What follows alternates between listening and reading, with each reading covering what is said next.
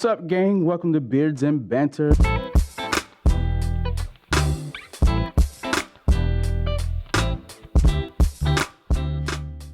We're excited to have Justin Parmenter here.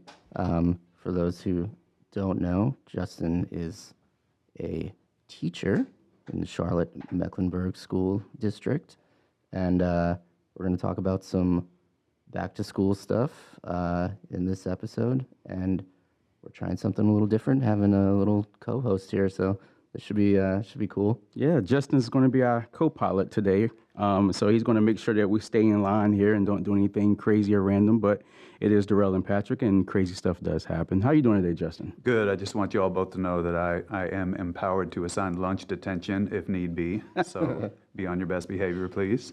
It's a place I know about very well. What about you, Patrick? Never. What? Yeah. You ever been suspended? Nope. Today might be your day, Patrick. Oh, I hope so. Let's get into it. It's Well, not- yeah. So like, it's back to school. Getting ready for another great year. What year would this be for you? This is going to be year 30 for me. Year 30. Wow. Thank you for all that you do, given the climate that we're in. We appreciate you so much. Patrick, let's talk about our public school memories. I've been out of school for a while. I won't say how long, but it's been a while. You have any favorite subjects in school? Anything that you English.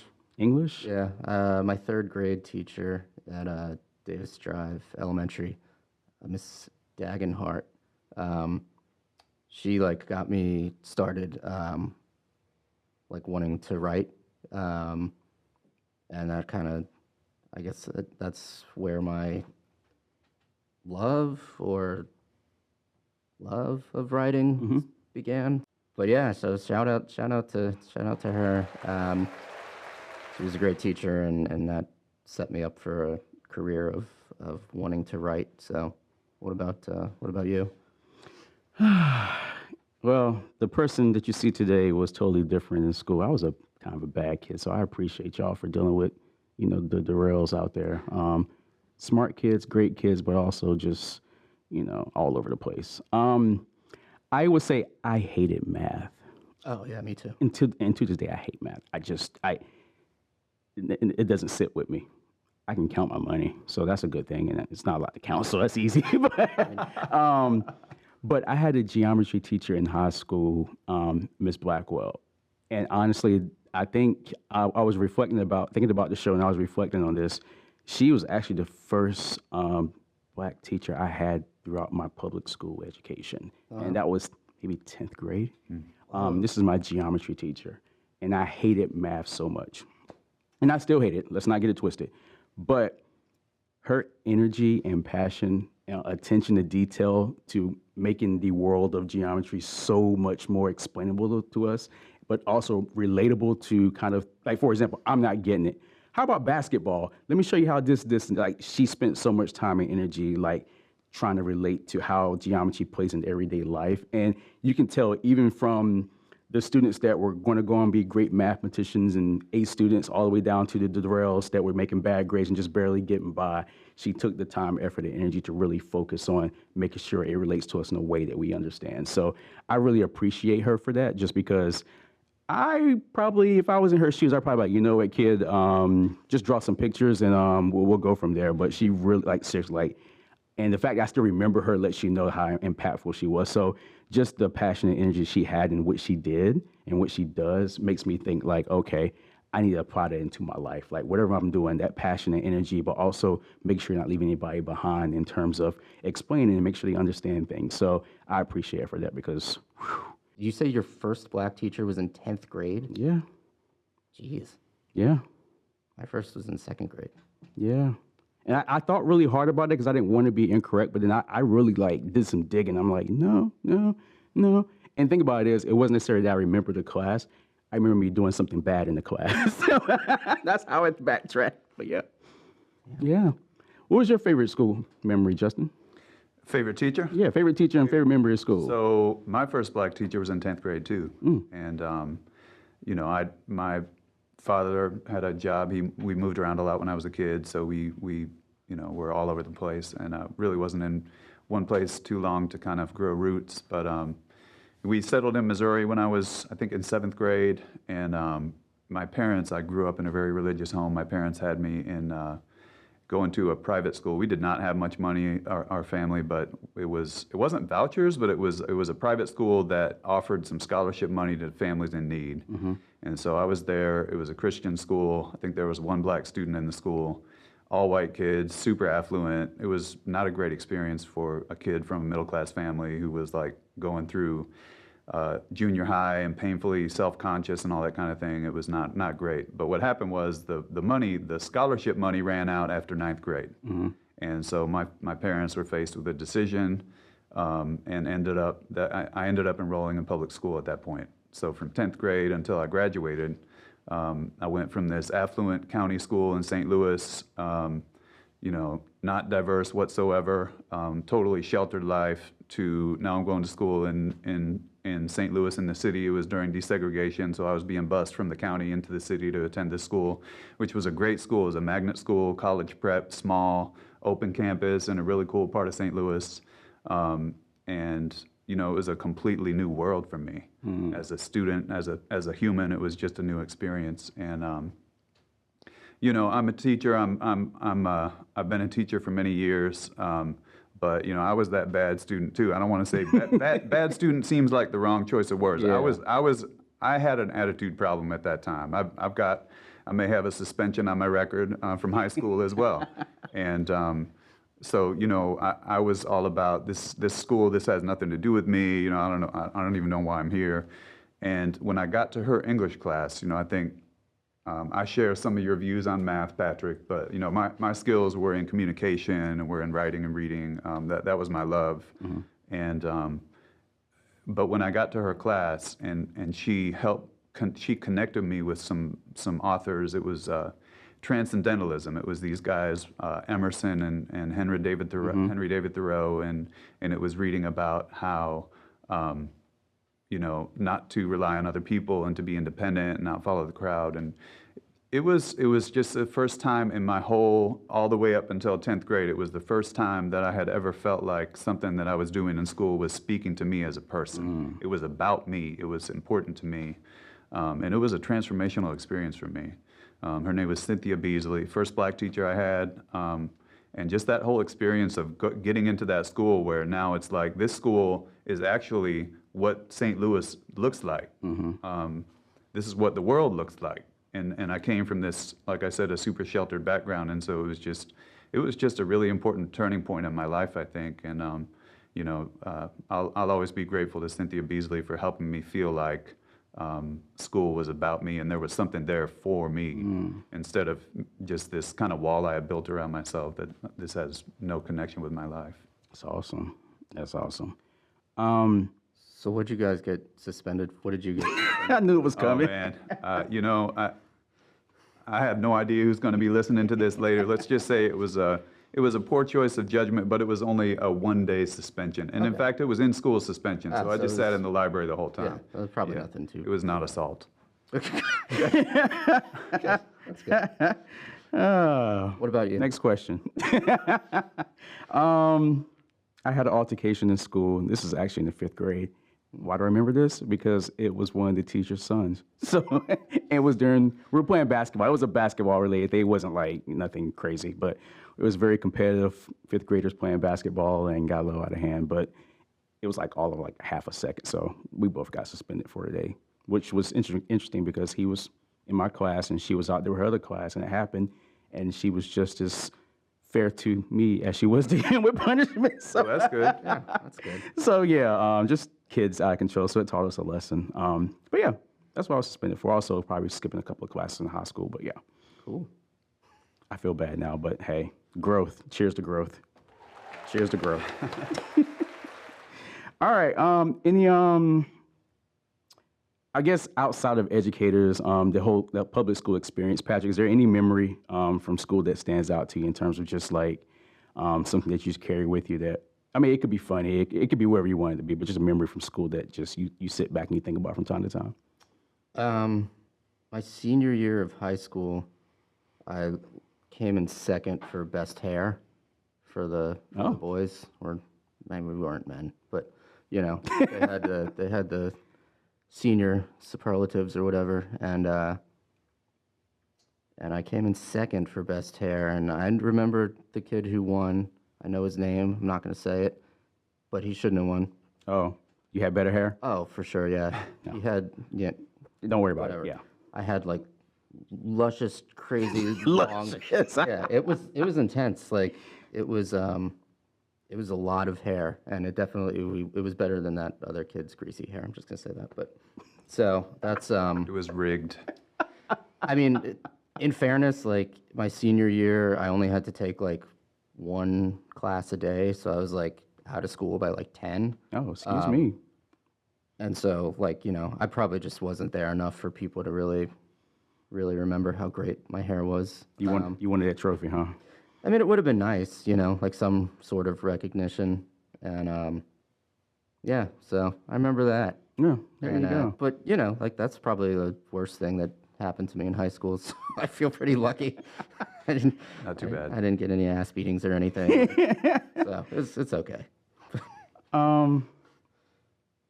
I think for me, the funny thing is, so I'm thinking back at my days at Sanderson High School, and our rival was Millbrook High School, especially in football. And Millbrook used to always seem to get the best of us. And I think this one year, I can't remember what year it was, but both of our teams were like on the undefeated path, and were rivals who played at the end of the season.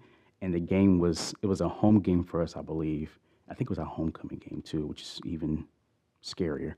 Don't quote me on none of this, but I do remember our one of our teachers was actually the football coach, and so he was like the great motivator. He played college football at NC State. Mr. Gillespie, by the way, played college football at NC State.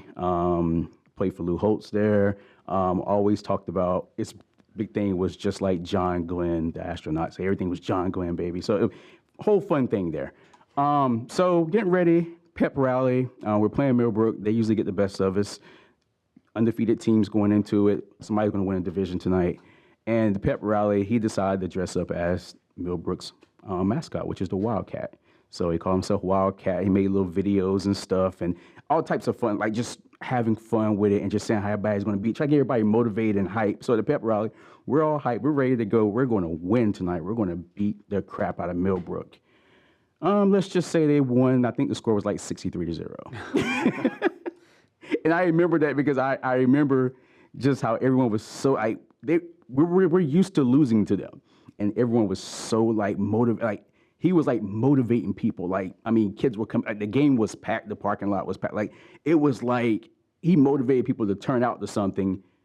And we actually believed there was going to be a different outcome. It was the same outcome. So it was just a funny memory that.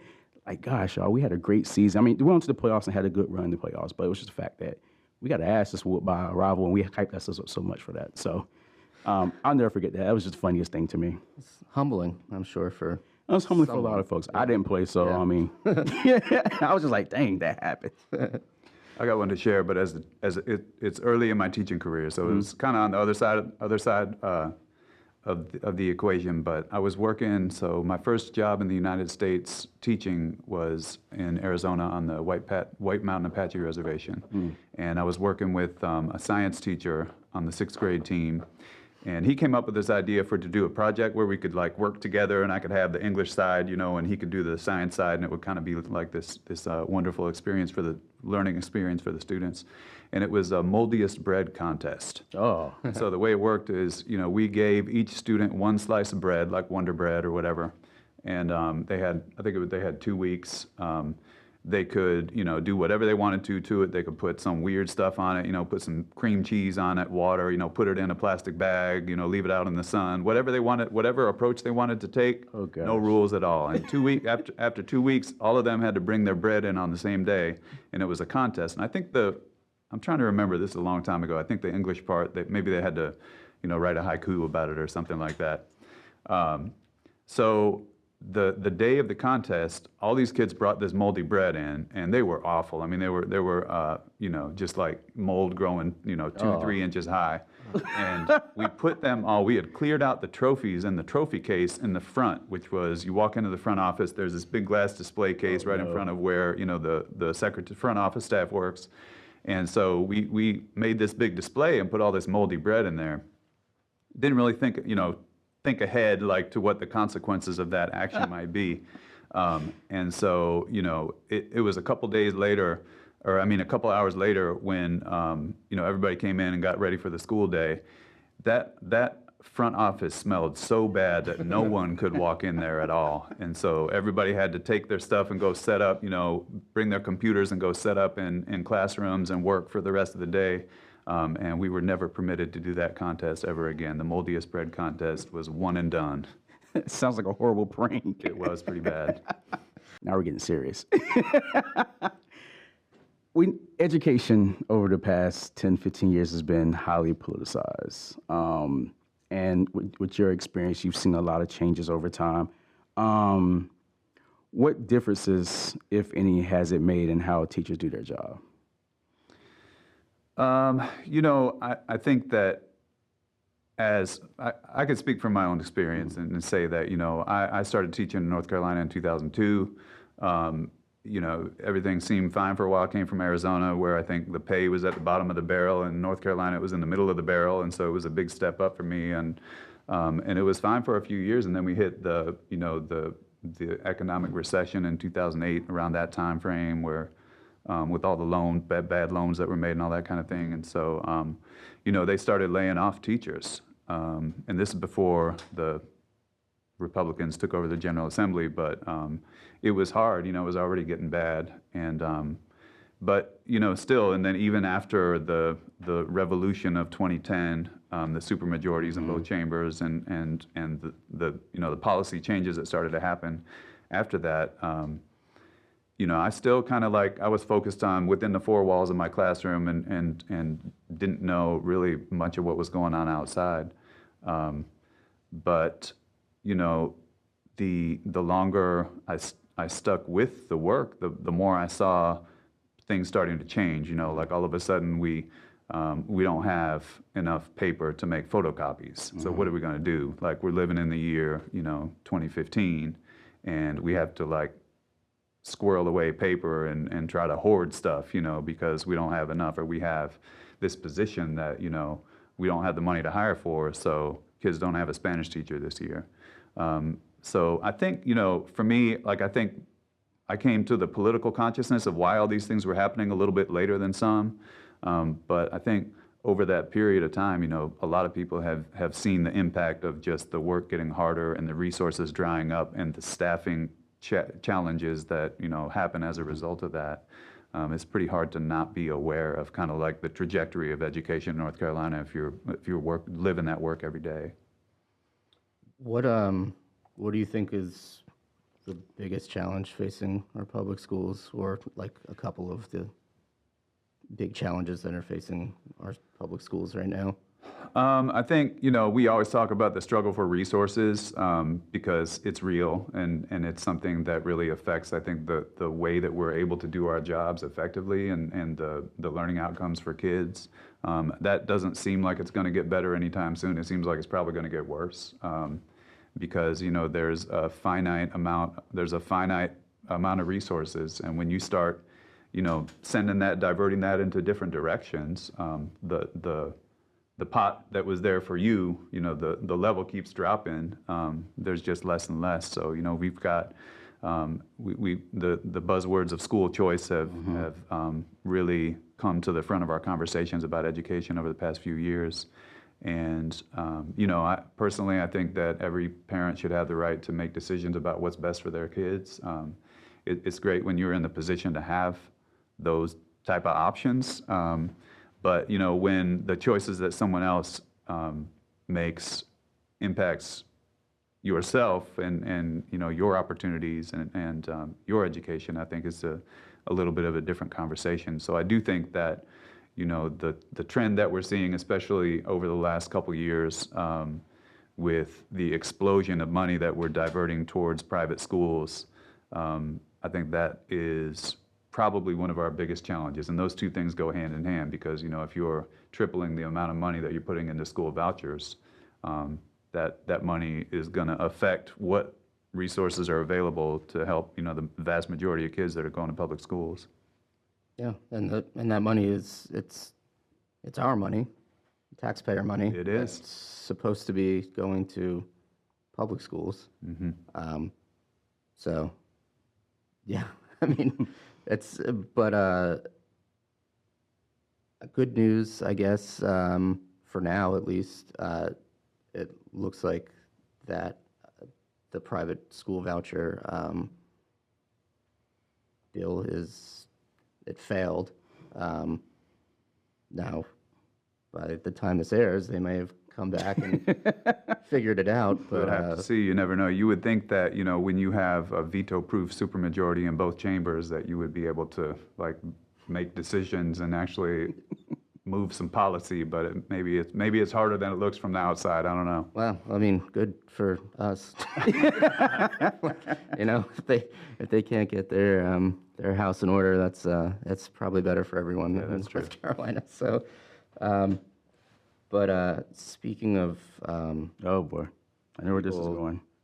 with bad ideas, what do you think, if any, impacts someone like Michelle Morrow, who's running, you know, completely unqualified, running to be the next public school superintendent here? You know, she's running against Mo Green, who's very qualified, has actually worked in public schools before. Like, what if someone like Michelle Morrow wins? What does that mean for teachers, do you think?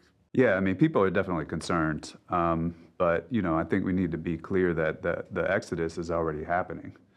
This is not about like, are people going to start leaving public schools if this person is elected or that person is elected? You know, the exodus is already happening. I think the question is it going to get worse? You know, the numbers that came out this past year, and I brought this with me because I wanted to make sure I got these numbers right. So there's a little bit of a lag in data. So we've got basically data from like the previous school year that comes out. But the numbers for 2022-23, we had a 47 increase in teacher turnover. So over the year before. And so that means that between March 2022 and March 2023, we had 1 in 9 teachers quit. And, you know, those numbers just sound like numbers, you know, it just sounds like data. It's a little cold, you know, that I checked the number, it's 10,373 teachers that quit. And so That's a lot. that doesn't really sound like, you know, it doesn't touch you as much to just talk about the data, but I want to, you know, bring it back to like each one of those. You know, you were talking about that teacher that made a difference for you in 10th grade, and you know, your teacher in 3rd grade. And there are, you know, that same story is happening for just about every kid in North Carolina, you know, and a lot of those kids, you know, that's the person they look forward to when they come to school. That's the person maybe who is going to change their, the way that they think about education and their future. And if that teacher's just not there one day, what's the effect that that has on the kid? And so, you know, I think in North Carolina, one thing I've learned over the last 10 years is that, you know, things can get to a certain point, but they can always get worse. Like, I don't know how much worse, but they seem to always be able to get worse. And so, you know, the exodus is already going on. Could it accelerate? Yeah, it could. You know, electing a governor who calls public school employees wicked people, that probably won't help. You know, Mark Robinson also, one of the first things he did when he took over as lieutenant governor, he set up a website and encouraged the public to file complaints about teachers. Which backfired. Which backfired. Did not go well Which for them. backfired. And mostly, you know, the submissions were just people trolling Mark Robinson. But, you know, there were also, I mean, there were a number that were submitted, you know, people complaining about what happened. You know, the teacher made our kid watch CNN in civics class or whatever. And, you know, he published all of those reports without redacting or substantiating anything that was in them, which seems problematic. So, you know, electing a guy like that, yeah, it's not going to help people who are working in classrooms feel confident about staying. Electing someone superintendent who refers to our work as, this is a quote, a cesspool of evil and lies. That probably won't help either. No. But, you know, I think, you know, it's scary to think about these people that we see, we hear what they're saying, and we know who they are as individuals. I think for teachers, like I said, you know, you're working within the confines of the 4 rooms or walls of the classroom. You kind of have to see, like what's the impact going to mean to me when I show up for work? Like, how is this going to translate? And I think we know it's going to be bad. We don't know how bad it's going to be, or exactly like how is that loathing of public education going to translate into policy decisions? I think, that's the part that we kind of have to wait and see. So yeah, it's going to be bad. It's just a matter of how bad, and that's a question that's going to have to unfold on its own. Yeah, that's sobering. Yeah. So, you're a middle school teacher, right? So your students, they're not old enough to vote yet. But have they, do they see what's going on at all, or is it kind of just like they're not quite old enough? It's a good question. Middle school kids are very curious. They don't hold back. No filters for sure. As a teacher, as the one who's kind of directing some of those conversations in class, I'm pretty careful about not engaging in political discussions. Partly it's school policy, partly it's that, I walk around with a pretty big target on my back already as it is. And so, but kids are very perceptive, and they notice what's happening around them. And they notice when there hasn't been a math teacher this school year. And they have a revolving door of substitute teachers that are coming in, and God love them, substitute teachers do heroes work, but they're also not trained and equipped with some of the tools that you need to be able to have that classroom atmosphere that is engaging and motivating and positive and results in student learning. And a lot of kids say, I hate school, I don't care about this is not for me. But at the end of the day, they also don't want to be sitting there bored from 8 o'clock until 3 o'clock in the afternoon. They prefer to be engaged and be able to make contributions and feel like they're doing something that's worth their time. And so, kids are aware of who their leaders are. They see what is happening. I think they see, just like the teachers see, the lack of support that there is, the lack of adequate resources, and the effects of leadership are not lost on them, even though they may be 12, 13 years old. And you mentioned having a target on your back. Do you have we'll show for the YouTube folks, we'll show, you got a picture of you with Representative Dan Bishop, who's currently running for Attorney General here, election denier, author of the bathroom bill, not a great guy, probably. But you have sort of some amount of a relationship with him. Explain that to us. It's been a little up and down with Dan Bishop, a little up and down. Yeah. So, Dan Bishop, I actually, first time I met Dan Bishop, I had this fellowship, and this is kind of how I got involved in being interested in policy and politics and education. Policy was that I got on this fellowship with this group called the North Carolina Teacher Voice Network. It's defunct now. It was around for 3 or 4 years.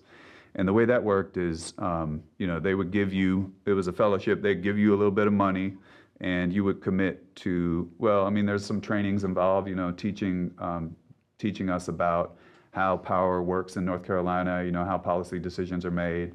One big takeaway for me was that just about every education policy decision that's made is made with zero insight or, without being informed whatsoever by the people who are actually doing the work. And that hasn't changed at all. And so, I think that, and also there was a writing component too. And so we were required to write, op-eds and that kind of thing. And that's how I started getting involved with the writing. I knew how to write. I was an English teacher, but I had never thought about writing an op-ed about standardized testing or about, this law or that law. And I started doing that. And it felt like I was being empowered to do something for the first time. I was able to speak about my experiences as a classroom teacher and in a way that could help other people understand what it was like that wouldn't have that view of it otherwise. And so that really appealed to me, and I really took to that. But you asked the question about Dan Bishop. So they also encourage that, our policymakers need to understand what that experience is like. And so you should invite them to come into your schools and visit your classrooms. And so Dan Bishop was the first person I invited to come to my school. And this was 2016, September 2016. I think HB2 had been passed that spring. So he was already Dan, like the Dan Bishop. He was already bathroom Dan or whatever you want to call him. And so he came to visit. There's a picture that, you know, y'all might want to show your viewers of. I don't think we have our arms around each other, but, you know, it was pretty close, and it was cordial, and, you know, so that's how it started. That was before he realized I was a Marxist. And, you know, I was not forthright in sharing that information with him. I probably should have from the beginning. But yeah, so, you know, even at that time, and that was about, you know, let's get this policymaker in here. It's not about talking about, you know, what his work has done. This is just about giving him a chance to see what a public school looks like on the inside. Probably never seen one before, you know, and maybe think about how your policies are affecting the people that work in this building and the people that come in here to learn. So, you know, that happened in 2016. As I became more engaged in politics and watched him, especially his career path, you know, he just kept winning. And every time he won another election, it wasn't because he was good at his job, ever. It was because of gerrymandering. Every single time, you know, it was that the maps were redrawn this time. You know, let's get this little pocket of voters out of that district so this person can win. And, you know, he just kept falling up. And there was that in 2018 when he was elected to Congress. You know, y'all remember it was that election where they had been ballot harvesting. You know, there was some shady business with absentee ballots in Bladen County or something like that. And so the only reason he won that seat in Congress is because the other dude was such a crook that, you know, he ended up getting caught tampering with ballots. And so he fell up again, you know. And so that's irritating when you see someone being so bad at their job and you just can't get rid of them. That's bad enough. But when it came to the election in 2020, for me, Dan Bishop's villainy just like, you know, it went from a 10 to like past the scale, you know, because the way that he was involved in, you know, sharing lies about the election and it was rigged, and, you know, I mean, he has this tweet, and I share this online all the time. He had this tweet that he had written in December, and it was pinned to his Twitter profile. Just want to make sure I get the words right. It says, "The American people will not stand for a rigged election." And it was pinned to his Twitter profile. On January 6th, all of us watched the scenes of people rampaging through the Capitol, carrying the Confederate flag, you know, like calling for Mike Pence to be hanged, literally murdered by a mob. And, you know, and Dan Bishop had something to do with all of that, why that stuff happened, right? So I still have a screenshot that shows the time that was pinned. It was still pinned to his profile at 5:43 p.m. that day. Somehow between January 6th and January 7th, it got unpinned. So I guess, you know, when you know your constituents are watching policemen be sprayed in the face with bear repellent, you know, that might be problematic for your Back the Blue line. And so, you know, just such a coward. And he has not, you know, to this day, I haven't heard him say the words President Biden. So he still wants to live with that whole, you know, it was rigged and all this kind of thing. And so now he wants to be our Attorney General. He wants to be the top law enforcement official in North Carolina and be tasked with enforcing our election laws.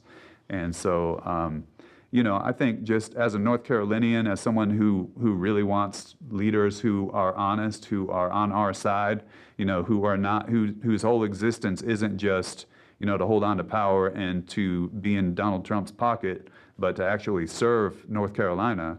I think that's what keeps me motivated to, like, I can't let it go. I can't. I'm sorry. So I know maybe, you know, 12 tweets a day at Dan Bishop might be like, seem a little bit weird to some people, but I'm in it for the long haul. And, you know, if he loses on November 5th, I promise you on November 6th, well, maybe on November 6th might be a couple like parting tweets, but after that, I'm done. You're done? That's it. And the fun part about it is you live rent-free in his head because he responds. And he actually has a back and forth with you. So I think that's the most interesting part. And go on X or Twitter or whatever they call it this day. follow this guy right here, and then watch him and Dan Bishop have fun. So Dan takes time out of his day for you. So He does. we can't question his record about interacting with the people in That's true. That's true. But in his defense, I mean, he's not really doing a whole lot of actual work in Congress, so he's got a lot of free time. So and not much to do with it. So, when are you going to run for office? Run for office. I don't know what the process is to make the wages of legislators like an actual livable wage. That might need to happen first. I mean, you're a teacher and not making That's a right. livable wage. Yeah, now. that's right. Well, no, and that's the problem. I mean, that's the problem with, and not just with educators, but with all working class Yeah. people in North Carolina is you don't have representation really. If somebody can figure out a way to get into office, we just had Rodney Pierce in Halifax County just won the primary against Michael Ray, who has been, has made some questionable decisions over the last few years. And Rodney is a teacher. He's a history teacher, a fantastic teacher, and he was elected. And he's figured out a way to make it work, which I think is amazing, because everybody. I mean, the whole idea of political representation is you have people who are making decisions that understand what your needs are because they are you. And instead, we have people who are I don't know what it's $12,000 a year or something like that. They get a little per diem maybe, and that's why we have doctors and lawyers who are making all these decisions for us because they're the people who have the money that they can take all this time off and go to Raleigh and not work, and they could still put food on the table at home. And so I would love to be involved in especially just having watched the failure of leadership in this country on so many levels for so long. At some time, and you all may feel this way too. It's like, well, I don't know if I could be good at that, but I couldn't be any worse. Yeah, right. I mean, how is that possible? So, I think I would love to be involved, whether that's on school board or at the legislature or somewhere in the future. But I think for me, it would need to be, I've got young kids at home and a family that depends on me to put a roof over their head. And so I think it would probably be either, I win the lottery or after retirement, something like that. We'll keep an eye out. All right, thank you. Yeah. But just to bring it back, like we talked about, the challenges in education, what's been happening over the past decade, what continues to happen, how it may look going forward, depending on a few outcomes. What motivates you to wake up every morning and still walk into the classroom to students? Like, what 30 years of this work, you've seen the ups and downs. What wakes you up to say, I'm gonna do this another year or another day? Yeah. I mean, it's more than one thing, and one thing, this may sound small, but one thing is middle school kids are hilarious. They are hilarious, and there is never a boring day. There's some people have jobs that just like they're sitting in a cubicle all day, and it's whatever their job may be. It's like watching paint dry. Middle school, it's hard work. Not just middle school, but like every school, it's really hard work. The pace, the number of things that are all happening at the same time that you have to figure out how to handle is unreal. And so you stay engaged. We're like the stuff these kids say, the stuff they do.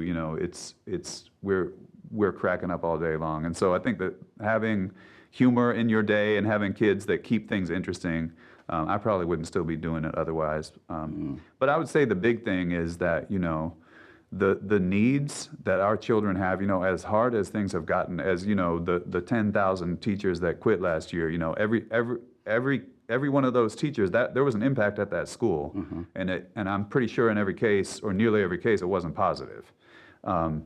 In every single one of those cases, there's a kid who needs to have adults in their life that is helping to prepare them for the opportunities that they may not even know that they want, but those opportunities are going to be there for them if they have that caring adult, if they have that educator who knows how to connect with them and how to help turn on that light for them. And so, that I know that may sound like a Hallmark card, like a greeting card, but it's the truth, and when you know that and you feel that responsibility, it motivates you too to keep doing the work, even though the circumstances are difficult, and it seems like every year keeps getting harder. And I think that's true with the advocacy work and the politics and stuff that I like to get involved with too, is that, North Carolina, you can just lay back and just let it all play out however it's going to, or you can try to have an impact and make things better. And, you may try to have that impact and things still get worse, and I've experienced that, more times than I would care to admit, but to me, just like, staying in the classroom and continuing to teach these students, it doesn't seem like staying out of the fight is really an option either. Okay, so I read on your blog in your about the author section that you do a lot of writing like super early in the morning, and you have a French press by your side. So, like, are you a coffee snob, or you just prefer French press? What are you putting in the French press? Good question, good question. I would like to be a coffee snob. Every once in a while I get to drink these kind of high-end coffees, like locally roasted. There's a place in Charlotte called Smelly Cat that has really good coffee and a really good name. But, it's like $15 for a small bag, Yeah. And unfortunately my salary is determined by the General Assembly, and that really restricts my coffee options. And so the reason that I drink a French press is not because I think I'm fancy and I'm trying to be French or anything like that. It's because you get like the coffee, and then there's this thick layer of mud at the bottom. So you're actually getting like 3 cups of coffee's worth of coffee from drinking one coffee. And as for the fuel, it's whatever is on sale at Costco. And so I drink that coffee. Sometimes it doesn't taste as good as I would like it to, but then I use that resentment to fuel the fingers that are typing on this laptop. And so it all kind of works. But yeah, you may see, if we get a giant raise, you probably see my writing and advocacy skills start declining because I'm drinking Smelly Cat. Good question. Are you just like black coffee, or do you do? Okay. Yeah, just black. Yeah. See, coffee is not my thing. I just drink it to get energy, and that's just when I need the energy. So there's that. It works for that too? Yeah, it works for that. It also keeps me up at night sometimes if I drink too much. So got to learn about balance with that.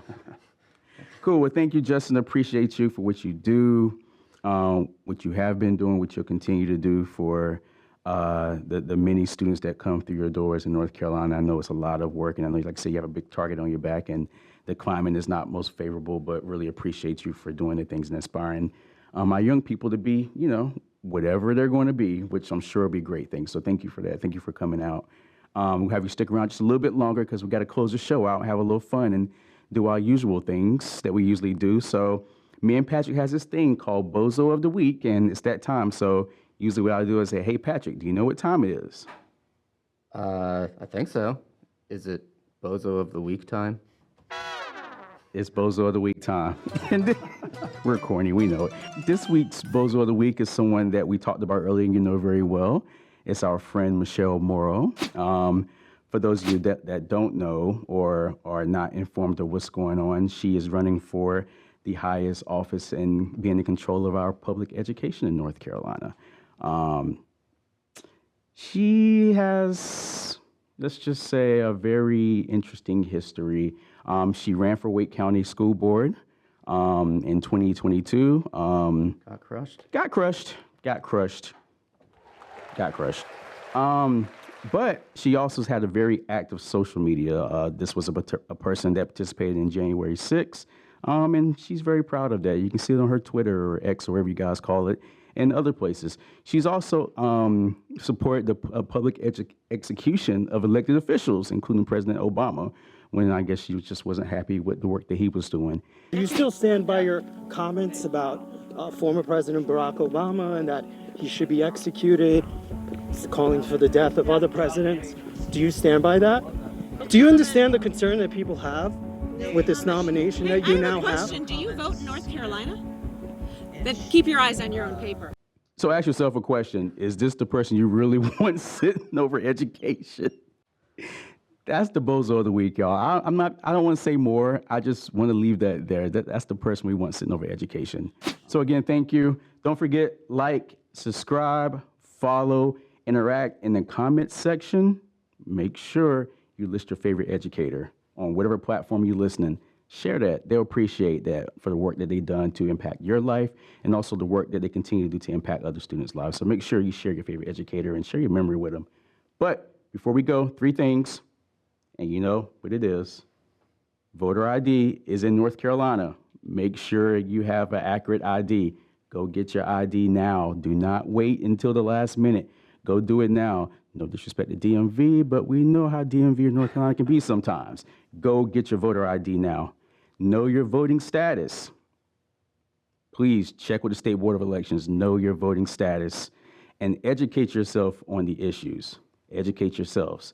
And don't forget that voter ID is needed when you show up on election day, whether you show up on that day or early voting. That ID is needed. So make sure that your picture is accurate, your name and your address is accurate. Please make sure that we don't want any discrepancies during election time. Let's make sure that you bring everything you have to bring to make sure that your voice is heard. And real quick, just on the part about educating yourself on the issues, if anyone out there listening or watching spends even 10 minutes researching any issue that's currently going on in the state, you likely will know more about it than the Republican that is running for whatever that position is. So just keep that in mind. You know more than Dan Bishop. All right. Be safe out there. See you next time.